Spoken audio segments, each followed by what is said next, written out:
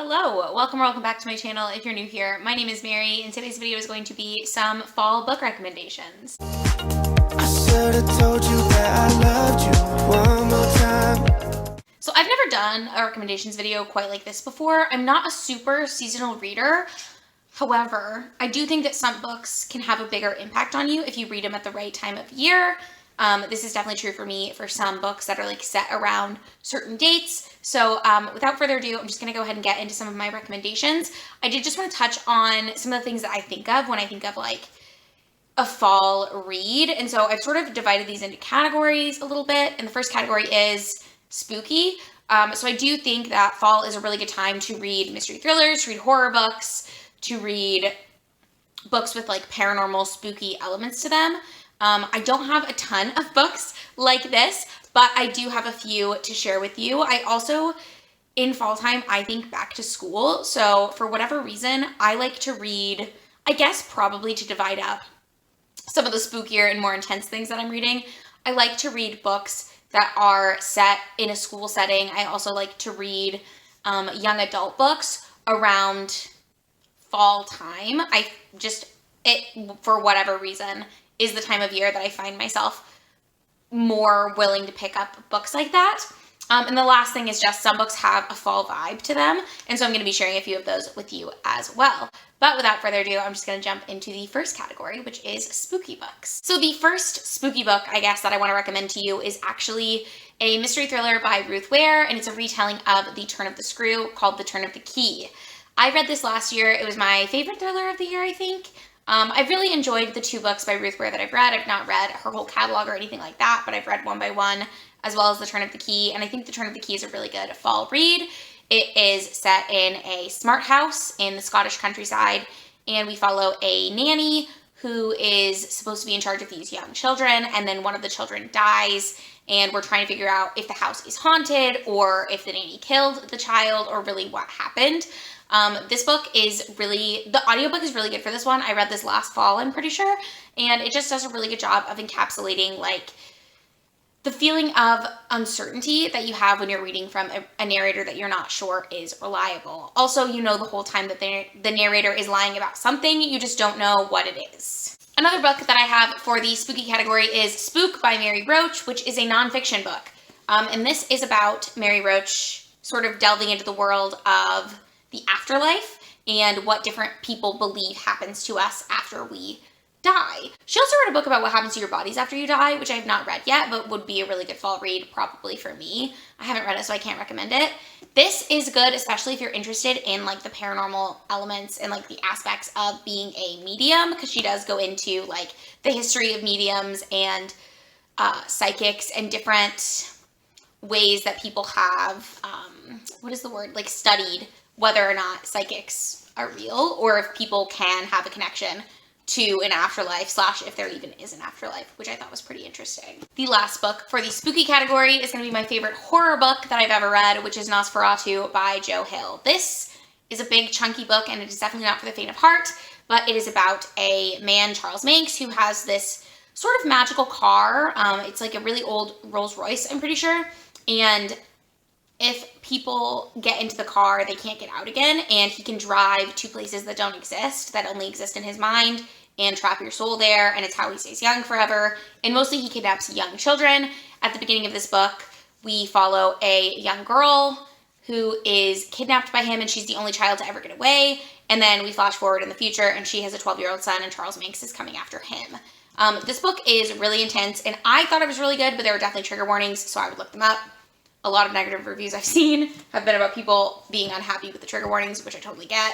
So look those up if you're worried about them. For books that have a school setting that I think are really good to read for the fall, I said Normal People by Sally Rooney, which I don't have to show you, but this is a story that I didn't love as much as I love Sally Rooney's other book, but I do think it's a pretty good fall read, and it is definitely still a really good book, and it follows these two characters, Marianne and Connell, who grow up in the same small town in Ireland, and then they sort of develop a relationship with each other their last year of high school, and then it follows them also through college, and they're very on again, off again, but it also sort of delves into their social situations with friends and also their economic situations at home.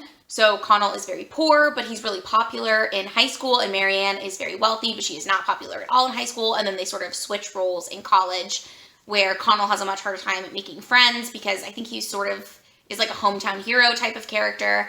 And Marianne obviously hated high school, couldn't wait to get out of it, and she goes to college and sort of meets people who are more like her. So it just follows their relationship over the span of, I think, 5 or 6 years, 4 or 5, 6, somewhere in there, in their on again, off again nature. That's a really good book. And then I also have The Perks of Being a Wallflower by Stephen Chbosky, which is, at this point, like a modern classic. This was written in the early 90s, I believe, and there's a movie with Emma Watson, which I recommend watching if you're interested. But this follows a young boy who is in high school. He's a freshman in high school, and he makes all these friends, and it's just about him and his friends in high school and him having this crush on this girl who doesn't like him back and all sorts of stuff within that. It's been a really long time since I read this, but it does have kind of a dark twist in it, and it deals a lot with the main character's mental health. And in the book, I believe he's writing letters to himself or to somebody, and it's kind of like a journal, but it's also like he's writing letters about what his life is like and what is happening in his life as like a therapy situation. So this is really good. If you haven't read it, I would highly recommend it. And then for the last category, which is just books that have, you know, the spooky fall season vibes for whatever reason, I have a couple. So the first one I have to show you is What Should Be Wild by Julia Fine, which is a fantasy book. This was one of my favorite books of last year. And it follows a girl who is cursed. And when she was born, she killed her mother.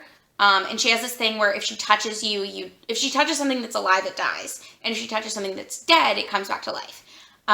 So you can imagine she has some issues. But she's been raised by her father and this like nanny woman. And one day the nanny woman doesn't show up to work. And so she goes off to look for her and doesn't tell her dad where she's going. And then her dad goes to look for her, but he doesn't know that she's gone to find her nanny. So he goes off into the middle of the woods, and the woods they have this whole like personality of their own type of thing. And so she enlists the help of a boy that she meets, who's like the first person besides her dad and this nanny that she's ever spoken to help her find her dad. I loved this book. It has very mixed reviews. So it's weird. If you don't like weird, you might not like it, but I just feel like this is absolutely the perfect fall read, and I would highly recommend it. Switching gears a little bit, I have Everyone Knows You Go Home by Natalie Sylvester, which is about a woman who has married a man whose father he never knew. It's set in South Texas, close to the Mexican-American border. Every year on Dia de los Muertos, which is Day of the Dead, the father of her husband comes to her because he can't communicate to his family, and he's trying to get her to get his family to forgive him for this thing that he has done.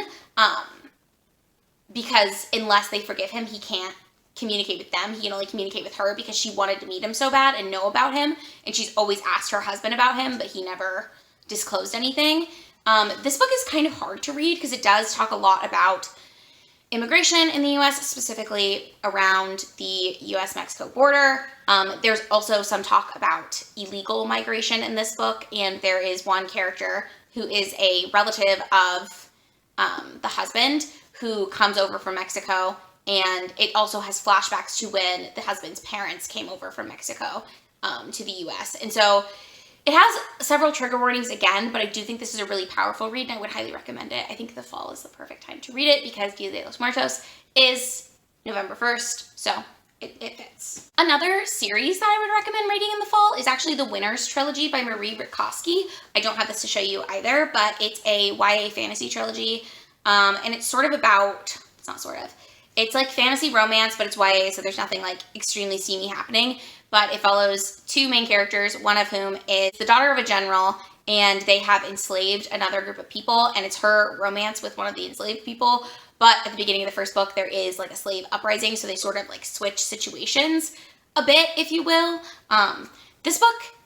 These books, I really enjoyed way more than I thought I would based on the premise, but I'd heard good things about them. I think, who did I hear about them from? This Story Ain't Over. I will leave her channel link down below so you can watch. I bet if you search the books, you can find like a review on them from her, because I think I saw her review them. But I did really enjoy these.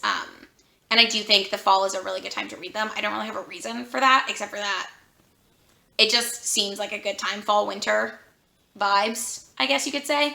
And then another one is The Library at Mount Char by Scott Hawkins. This is like this is a really weird like fantasy horror book. I almost put this in the spooky section, but I don't think it quite fits. But it's about this group of siblings who have been kidnapped as children. They're not really siblings. They just are 12 kids who were kidnapped when they were younger. And they live in this library, and their dad is essentially like God, kind of. And so it's very strange. I don't really know how to explain it without like ruining things. But they each have their like section of knowledge that they are in charge of knowing everything about. So one of them is like military warfare, violence. Another one knows every human language. Another one knows every animal language and can communicate with animals. So there's stuff like that. One of them can like bring people back from the dead, and she knows everything about death. Very, very strange, but absolutely worth it. If you like a weird book, I think you would really enjoy it. I really liked it. I think about it. I'm not joking. I probably think about it every week, and I read it over a year ago. So, and the last book / series that I wanted to recommend for you is The Hazelwood by Melissa Albert. Is that who wrote those? I don't have those books either. I listen to them as audiobooks actually, and I would recommend listening to them. They're pretty good. But this is basically about a young girl who she's been raised by her mom her whole life, and her mom has a really tumultuous relationship with her grandmother, who's a famous author. And then her grandmother used to write these fairy tales, and essentially what happens is the girl finds out that the fairy tales are real, and she goes into the wood, the Hazelwood, and it's like a magical alternate dimension type of thing. This book was really weird as well, but it was very good. If you like a dark fairy tale retelling type of thing, I think you would enjoy this as well. That is going to be it. Those are the X number of books that I'm recommending to you. I don't know exactly how many there are, but if you've read any of these, please let me know how you feel about them. Also, let me know if you are the type of person who reads seasonally, because as I mentioned, I'm not really a seasonal reader. I just sort of read. I have a TBR game that picks what I read, but also like my mood doesn't really depend on the season as far as what I'm in the mood to read, if that makes sense. But yeah, do let me know if you do typically read only certain types of books at certain types of year. If you enjoyed this video, make sure to give it a thumbs up. And if you would like to, you can go ahead and subscribe before you go, because I do post 2 videos every single week, and I will see you in my next one. Bye! I should've told you that I love